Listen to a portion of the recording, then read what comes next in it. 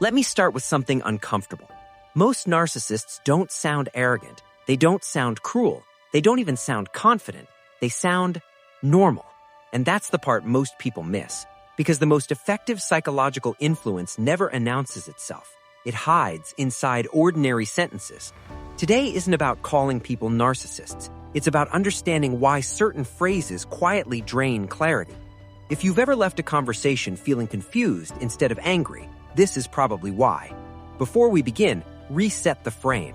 This is not a checklist to label people. And this isn't about catching anyone.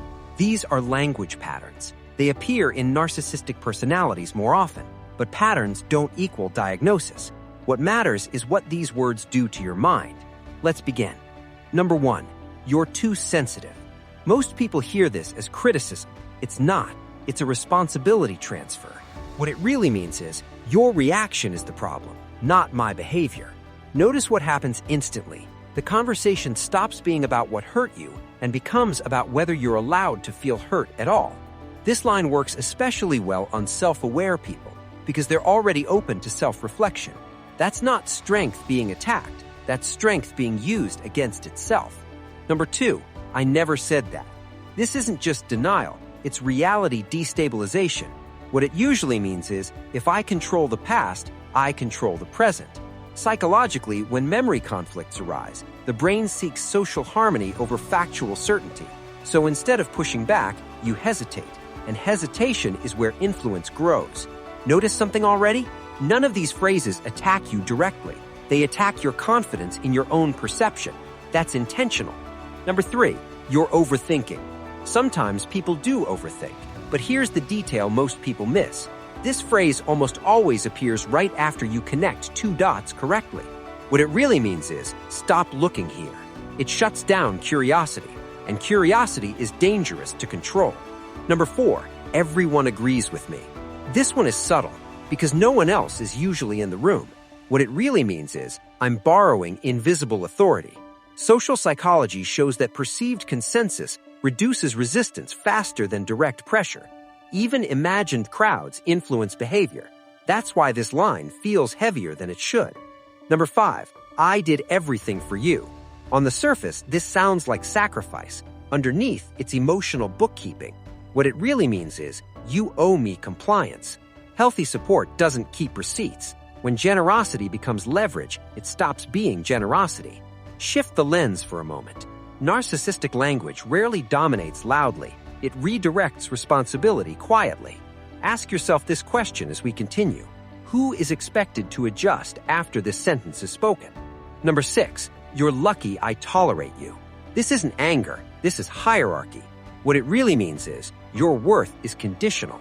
Over time, this reshapes self-image. You stop asking, is this okay? And start asking, am I allowed?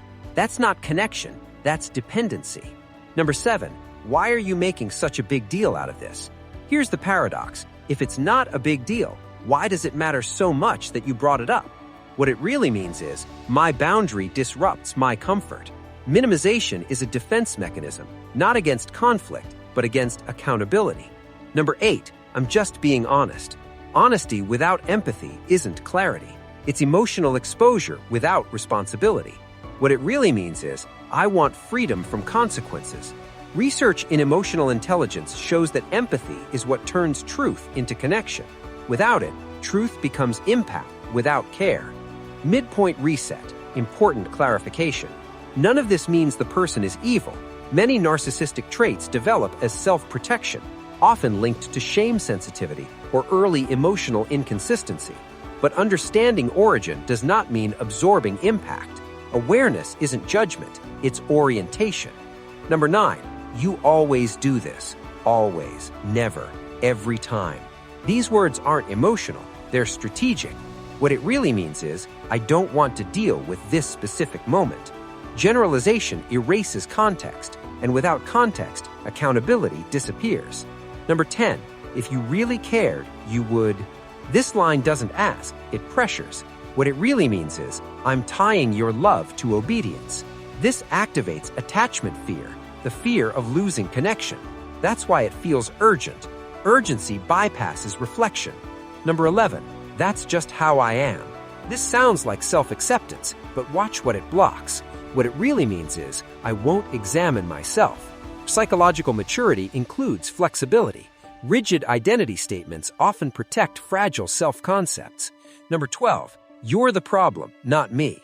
This isn't confidence, it's shame avoidance. What it really means is, I can't tolerate self-critique, so the discomfort gets relocated onto you. Number 13, no one understands me like I understand myself. This sounds reflective. It isn't. What it really means is, my perspective outranks shared reality. It places the self above dialogue, above feedback, above mutual understanding. Look back at all 13. What do they have in common? They don't demand power. They reassign it from shared space to one-sided authority. If you've listened to this and thought, how did I miss this for so long? You didn't. These patterns work precisely because they don't feel dramatic. They feel ordinary. Clarity doesn't explode. It settles. And once language patterns become visible, confusion loses its grip. Not loudly, quietly. That's where awareness lives.